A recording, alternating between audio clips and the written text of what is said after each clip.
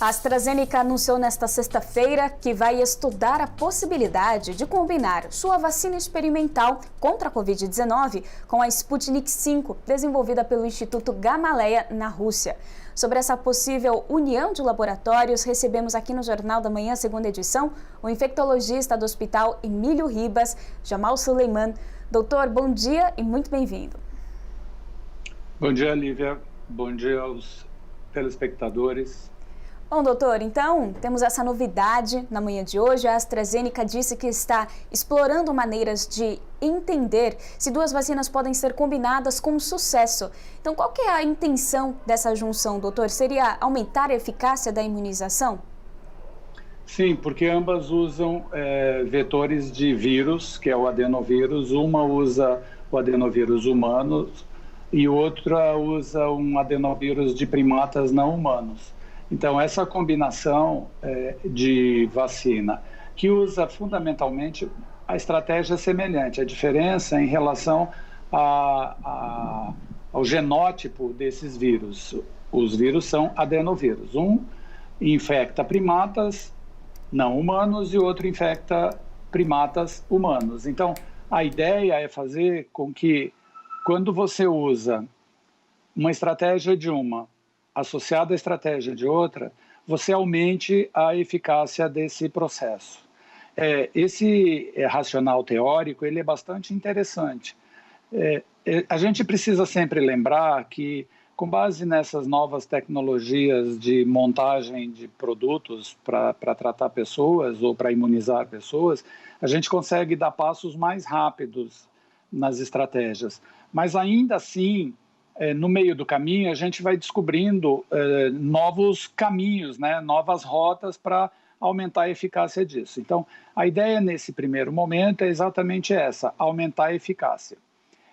E esse desenho, ele pode ser posto imediatamente. O que significa isso? Quando você já tem ensaios de fase 1, ensaios de fase 2 e se encontra no ensaio de fase 3, você pode combinar essas duas estratégias no ensaio de fase 3 e avaliar o resultado final, o produto desse ensaio daqui mais alguns meses. Então, esse passo é um passo que pode ser dado de maneira mais rápida. Por outro lado, só para eu encerrar, a gente não exclui a possibilidade de iniciar a imunização com os modelos que a gente já tem, né? Porque a gente tem um contingente imenso de humanos no mundo inteiro e que vai ter que ser escalonado esse processo. Então, a gente vai levar um tempo para que todo mundo possa ser imunizado. Então, nesse intervalo, a gente pode ter a resposta se essa estratégia, por exemplo, pode ser mais interessante para determinados públicos. Doutor, e a junção dessas duas vacinas pode aumentar também a capacidade de produção, tendo em vista que o mundo inteiro precisa da vacina, quer uma vacina contra o coronavírus? Não necessariamente isso vai ser um fenômeno em cima dessa estratégia. Até porque, em princípio, não parece ser essa a função. Porque teria essa relação imediata se, por exemplo, as doses fossem menores. Então, a partir de um determinado volume, você pudesse fracionar em 2 vezes. Isso seria razoável. Mas, num primeiro momento, os dados até agora não apontam para que essa estratégia tenha esse benefício final. Mas, se tiver, eu acho que é um ganho adicional, né? O que eu acho que é mais interessante nesse processo todo é a gente entender mais a dinâmica da proteção vacinal nas populações. Eu acho que, em última análise, é isso que a gente precisa entender melhor. Veja, um dos dados de um erro, né, que na verdade a gente não chama isso de erro, chama isso de desvio dentro de ensaios clínicos, que foi a história da meia dose aplicada por um segmento, uma população específica no ensaio na Grã-Bretanha. E esse dado mostrou que meia dose, a segunda aplicação em meia dose, promovia uma resposta em alguns grupos que era diferente da resposta promovida pela dose plena. E a análise preliminar mostrou que, inclusive, esta meia dose era superior à dose plena. veja, é um achado extremamente importante nesse cenário todo, porque isso é ciência, né? Então, você parte de uma hipótese para provar essa hipótese, e no meio do caminho acaba tendo uma surpresa boa que mostra esse dado. Então, esse fenômeno de meia dose talvez possa ser aplicada para uma vacina que use vetor humano, por exemplo, de um adenovírus humano. Mas não é esse o racional para iniciar os estudos. A gente precisa esperar concretamente quando tiver esse protocolo de ensaio para dizer, olha, esse é o racional que a empresa ou que os produtores estão pensando para iniciar esse estudo. Doutor, e se ocorrer essa junção, ela também deve passar pela fase de testes para certificar a segurança do imunizante? Qual que é o protocolo comum nesse tipo de situação?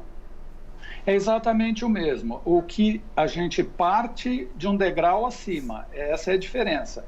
Então, eu não preciso, por exemplo, retornar, porque eu já tenho os ensaios de fase 1, de fase 2, mostrando que as duas vacinas elas são seguras. O que é uma vacina segura? É aquela vacina que naquele determinado público foi capaz de não promover manifestações graves. Isso é uma vacina segura. Paralelamente a isso, ainda no ensaio de fase 2, a gente consegue ver, ainda numa população pequena, se aquele determinado produto é capaz de desencadear uma resposta que eu espero para o qual ele foi desenhado. E no caso de vacina, o que eu espero que aconteça?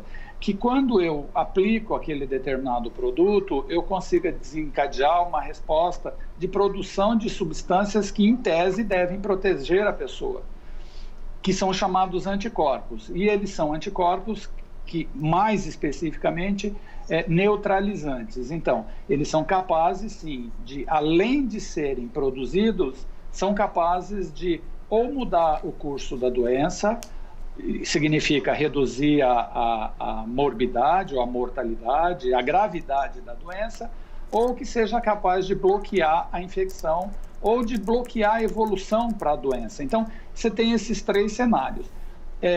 No caso da associação desses dois produtos, a gente já parte de um degrau acima. Então, a gente já sabe que se eu aplicar esses imunizantes, eu vou conseguir uma resposta de produção de anticorpos, primeiro.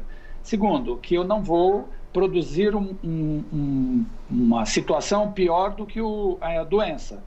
Então, eu já parto para o ensaio de fase 3, que eu vou comparar grupos que usam o produto A, grupos que usam o produto B, contra o produto C, que no caso seria a associação dos dois vetores. Então, regra geral, é assim que a gente vai caminhar para o ensaio clínico.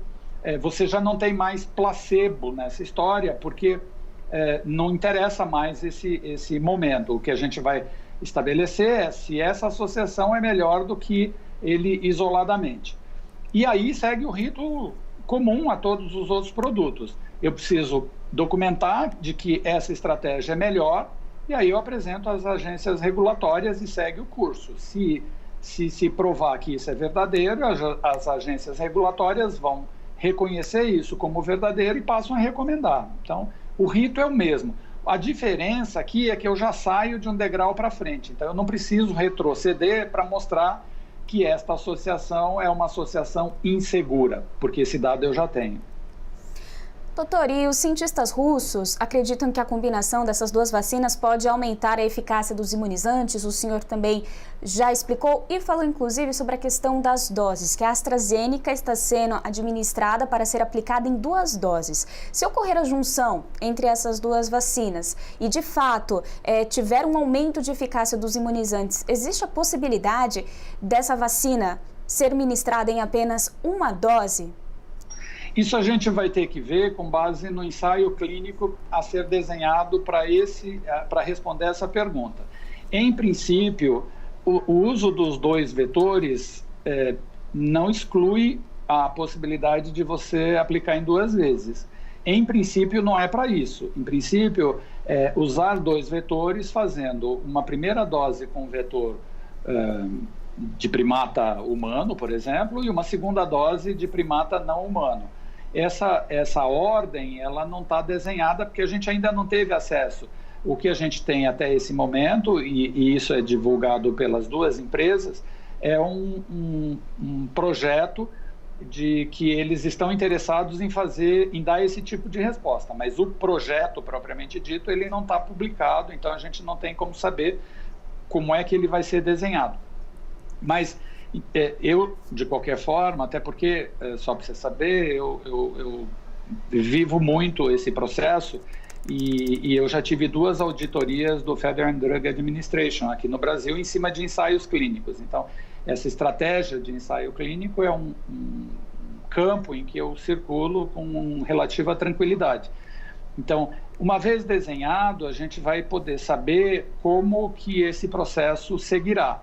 Por enquanto, ele não está desenhado. O que existe é uma intenção de juntar essas 2 situações para responder uma pergunta científica, o que é extremamente válido. Eu só queria ressaltar isso, porque parece que a coisa caiu do céu e não é bem assim. Então, é assim mesmo que a ciência evolui. A gente precisa dar resposta.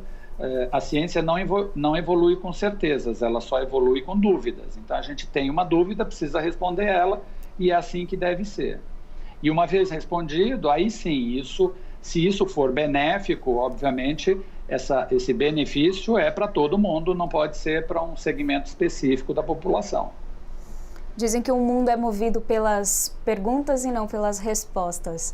Doutor, e é comum ocorrer a combinação de diferentes vacinas? Existe algum exemplo de sucesso que nós podemos destacar aqui? Olha, de vacina em especial não é comum, mas de drogas sim. Então, eu gosto de estabelecer paralelo com outra pandemia que é de HIV/AIDS, né? Quando a pandemia começou, o racional teórico era você dar remédio, um único remédio para tratar a pessoa. À medida que a gente foi construindo o conhecimento, a gente começou a perceber que essa não era a melhor estratégia, que o ideal era combinar determinadas drogas para que a pessoa pudesse ter uma vida normal. E esse conhecimento desemboca em dose única diária.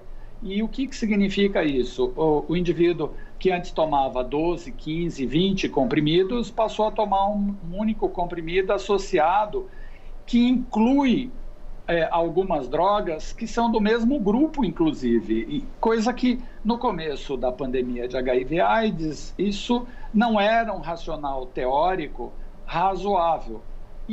Com a evolução do conhecimento, a gente percebeu que sim, era razoável e que era importante fazer essa testagem, e a testagem mostrou que era exatamente esse o caminho. Então, onde isto termina, onde essa história termina? Hoje você tem pessoas que vivem com HIV/AIDS fazendo tratamento de alta potência, tratamento combinado com um ou 2 comprimidos, de esquemas associados, incluindo alguns que fazem um fenômeno que a gente se apropriou, inclusive, do racional de vacina, que chama-se booster.